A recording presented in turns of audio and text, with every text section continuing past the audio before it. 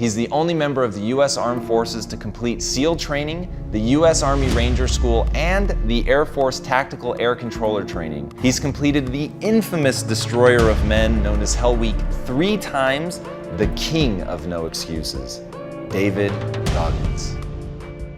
The most important conversation you'll ever have in your life is when you have yourself. And my conversation was absolutely horrifying. What were you saying to yourself? I'm dumb. I'm nobody. So when you're growing up with all of this stuff, all this hate, it wasn't the beatings. I could hit the beatings all day. It was the mental torture. So when, at a young age, your parents put a dialogue in you of confidence or you're nobody. So that voice in my head was, I'm a loser. Really, no one came to save you? No. What if your entire life felt like a prison, filled with abuse, fear, and self-doubt? David Goggins lived that, but what he did next changed everything.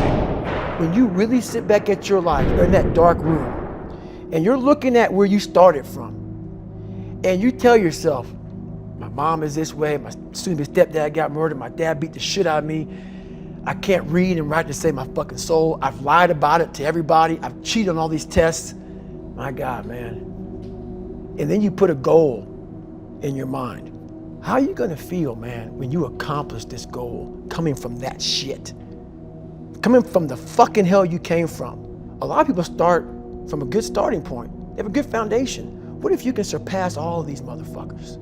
I had to use all this negative shit that was making me weak and horrible as a person. I had to use this as the power that now fueled me. I had to flip it on its head and say, hold up. This might be exactly what I need. The darkness is exactly what I need. It's how you look at your situation. You have to face that in that dark room. In that dark room is who you are. But in that dark room is where you have to create another human being that walks out of that dark room. Goggins was living in a reality that was unbearable for most, and then he did the unthinkable. He chose to walk into the fire, to face the darkness head on and come out unbreakable, but to get there, he would have to go through hell and back. This is the story of how David Goggins emerged from the darkness and became the hardest man alive. I had a learning disability. My focus in life was way off. I was afraid. I was afraid of everything. And when you have that kind of foundation growing up, and that's where you start life at, is being abused and also working all night at a skating rink, not going to school, and you have a guy who's an alcoholic, and the second he got drunk, he got mad. And so our house lived in fear. And the one thing that you can't ever get out of a kid's mind is your mom's face. The terror of your mom's face. Worst. So, you know, I didn't care about my brother, I didn't care about me, but I saw this woman go from Mary Poppins, the sweetest person on the planet Earth. And when you see your mom start to transform to a shell, to a person whose face becomes stoic, a person who has no emotion, and that changes a kid. And when you're young and you have to grow up so fast, so by 8 years old, my mind was of a 40-year-old at 8. You know, my family, like, life came at me, and it makes your brain, you're not outside playing with kids. You're trying to avoid getting beat. When you have all this negativity growing up, and now you're cheating and you're doing this, and your dad beats you, and your mom's fiance gets murdered, and tragedy after tragedy after tragedy, and then you come to this, and your mom's working 3 jobs. She's not home at all. She never saw one report card of mine. She didn't know how bad off I was in school. She was hustling, trying to make money, and I was the man of the house, lying, sneaking around, not going to school, cheating, right, everything I could. She was in a dark place, and I was in a dark place, and we were kind of on our own, in the same house, but living different lives. And I realized at this time in my life, she was a great mom, but I was on my own. And that's when a real big change happened for me, so I said, I'm gonna join the military. One night, David saw a Navy SEAL recruitment ad on TV, and for the first time, he saw something worth becoming. But there was a problem. At nearly 300 pounds, no SEAL program in the world would take him. Most people would have changed the channel, but Goggins went on a journey to change his life. You have to make those insecurities, those fears. Like when I was 300 pounds, I didn't have any drive. I'm gonna go be a Navy SEAL. What kind of stupid shit is that, 300 pounds? There wasn't like a drive to go be a Navy SEAL. I was an insecure, lying kid, afraid. I had to look at my insecurities and in my fear and find drive in that. We're all looking for passion. Passion's all around you. You have a whole fucking stack of it all around you. It's your insecurities, all that shit. You gotta dive deep in that shit. It's all in there. All the energy and fuel you need is right in yourself. It's all there. You got a lot of stuff to do to overcome. And that's where I found it. I found it right there in my own insecurities. I found drive in my own insecurities. And that's the most powerful thing in the world. When you can find drive in your own doubt, fear, insecurities, you become very unstoppable. Every place I went in the military, there was this ethos about how this place is, how we're gonna live, how we're gonna represent ourselves. And I walked around and I saw that most people didn't live up to that ethos. Like if you go to whatever company, they have this mission statement on how we want to run our company. I made one for myself on how I want to be. And that is why if people can make up a mission statement, an ethos in which they want to live by, and every morning you wake up, you hold yourself accountable to that mission, not a company's, your own. Make up your own mission statement. What do you want to be in life? And once you do that, now you can work with somebody to get better. You can work with yourself to get better. But until you know what you want to stand for, you will always just be sitting down. You'll never stand for anything. In 3 months, he lost over 100 pounds. Every day was war, against the body, against the mind, against the comfort he lived in for years. He ran on bad knees mile after mile, sometimes in the dark, sometimes with blood in his shoes, but always with one goal in mind, to become someone he could finally respect. There you go. I hated jumping out of airplanes. I hated shooting guns. I hated the job as a Navy SEAL. But I did it because I wanted to change myself. Everything I do, I'm not really comfortable doing. But if you choose to go that route, to go be a Navy SEAL, you might as well go be the hardest motherfucker in the world. Because if you're choosing to do something, you have two routes. You can go there and be a little weak person and get through barely, and that's your reputation. Or you can go through the hardest guy you can possibly be, and that's your reputation. So my whole thing is, if you're gonna choose to open that fucking door in Iraq or Afghanistan, open the motherfucker and go in hard. Because they're gonna remember you by slowly opening it and peeking in. So if you're gonna open it, and you made the mind to open it, don't crack it open. Open the fucking door, go in. That's with life. If you're choosing to do something, attack it. Goggins chose to kill the weak version of himself that had him held prisoner for years.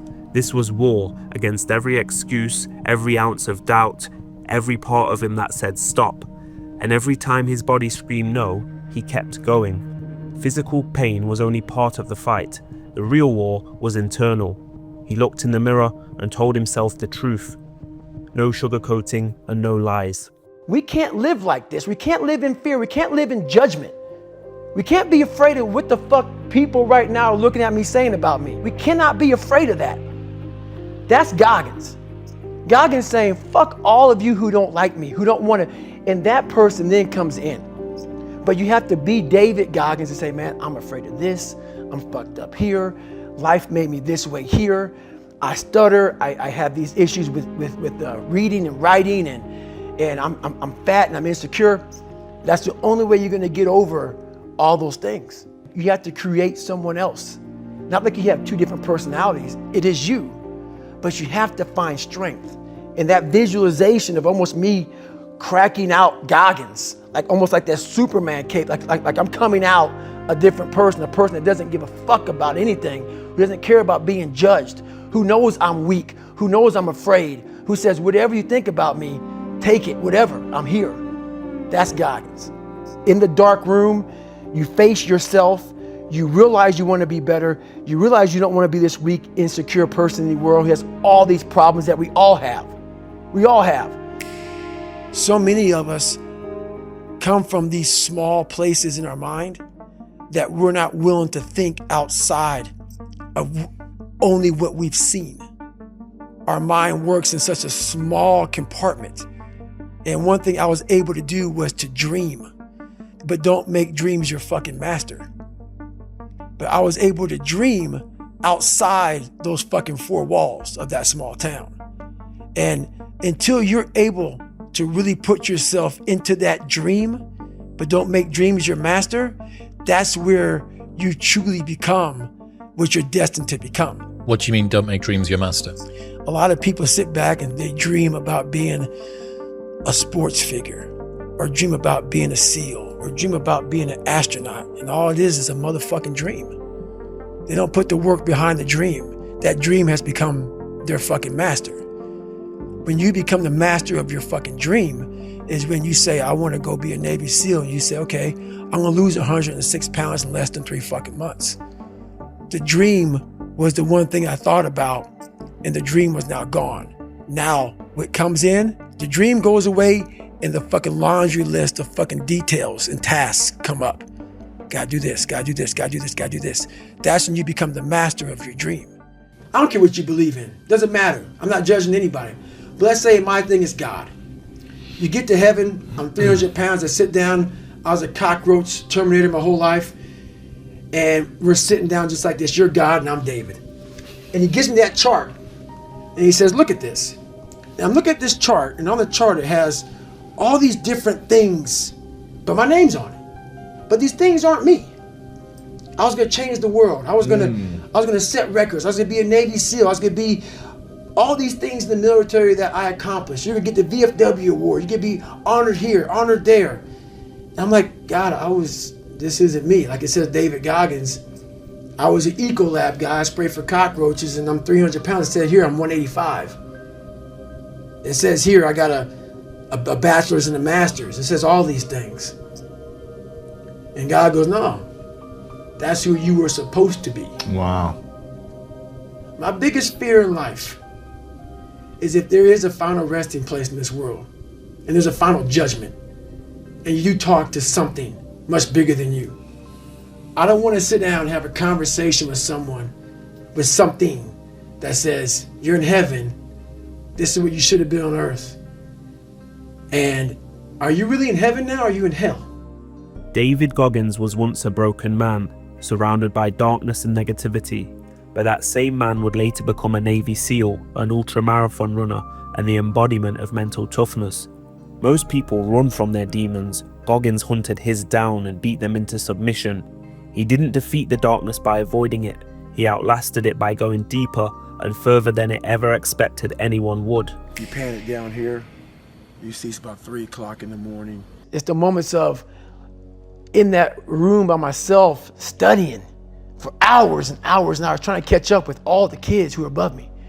It's just those moments, like the real raw moments of life that was like, boom, hit me and we're gone. But I was like, I did that. I overcame that shit. You know, it's like, it's this power behind all that shit. And that's the feeling I was looking for in my life. I found it. It wasn't money, it wasn't fame, it wasn't awards. It was that feeling I have right now. The feeling of I'm about to break down, but it's not of like, oh my God, I'm upset. It's like I worked myself so hard that I turned a person this fucked up into this motherfucker right here off of going to work on myself and saying, I don't know how to do this, but I know that to get over there to that fucking side, I gotta grind myself into a fucking fine powder. And I did it. I did it off of sure will. And very few people will know how that feels.